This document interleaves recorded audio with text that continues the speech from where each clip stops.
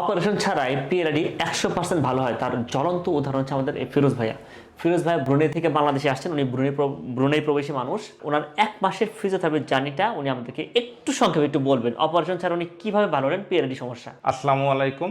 আমি ব্রুনাই প্রবাসী, আমি ব্রুনাইতে জব করি।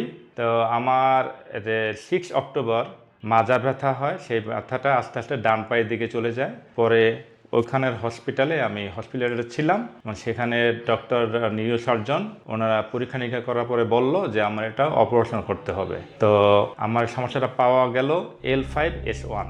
পরে আমি অপারেশনে রাজি ছিলাম না, যার দরুন আমি দেশে আসলাম।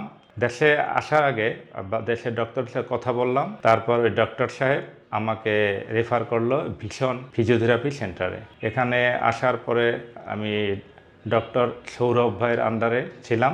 ইভেন আমি অলমোস্ট 30 ডেজ আমি এই ফিজিওথেরাপিটা দিই। আলহামদুলিল্লাহ আমি স্যাটিসফাই আমি কিউর হয়ে গেছি।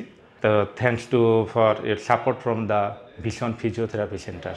শুধু কোমরের পিএলআইডি সমস্যা না, ঘাড়ের ব্যথা, শোল্ডারের ব্যথা, হাঁটুতে ইনজুরি বা বয়সজনিত কারণে আপনার হাঁটুতে ব্যথা, আপনি নামাজ পড়তে পারেন না, হাঁটু ভাঁজ করতে পারেন না, যে কোনো এই ধরনের সমস্যা, পাশাপাশি নিউরোলজিক্যাল কন্ডিশন, স্ট্রোক হতে পারে, পার্কিনসন্স হতে পারে, এই ধরনের সমস্যাগুলোর জন্য আপনি ভিশন ফিজিওথেরাপি সেন্টারে যোগাযোগ করতে পারেন।